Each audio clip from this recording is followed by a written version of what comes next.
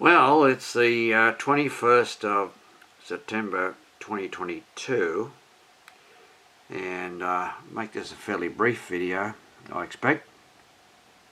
Well, the question I ask is the Brisbane Metro one of the greatest mistakes that has ever been made in Queensland, and I mean in history? Well, let me explain. It's not really a metro in the normal sense of the word, in other words, not a rail service. But even though it's not a rail service, and people criticise it for that, but I don't criticise it for that as such. My criticism comes in when it's not a guided busway, it's not even a trackless tram therefore.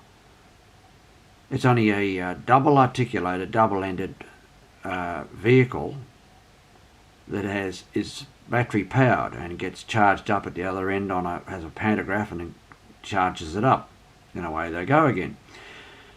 It should have been up to a 5-car train guided by electronic tags in the street, in other words on the busways, as though it was put it that way initially, but later to places like Springwood, and of course out to Chermside and places like Forest Lake, to name a few destinations.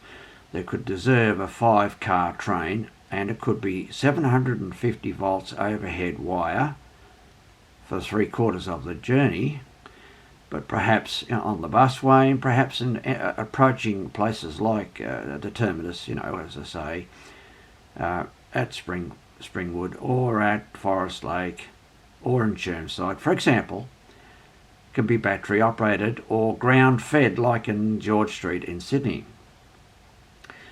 This is a glorified bus, it's not a metro, and I wish them well, in other words, but don't get overexcited, anybody, about this. It's because it's going to be interesting, but it will not meet the expectations of a lot of people.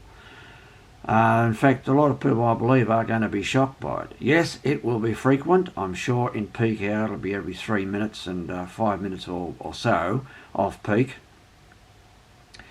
But I regard it as one of the greatest mistakes that they've ever made in Queensland. And I understand that genuine trackless trams, which are used in other places including Paris, Line 5, you want to look it up, and numerous other places, are a step in the right direction. And in Perth, I understand there are going to be a couple of trackless tram routes, and in Melbourne there's one planned to go from Caulfield to Rowville. But these are plans, they're not open, they're not being built at this very minute. But all the same, a guided busway is a good concept if it's a modern system where they use tags, electronic tags in the street.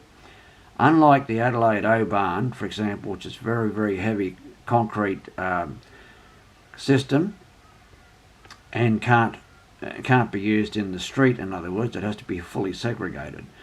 I just thought I'd put those few thoughts out there, and I welcome any civil and polite comments and discussion on this matter.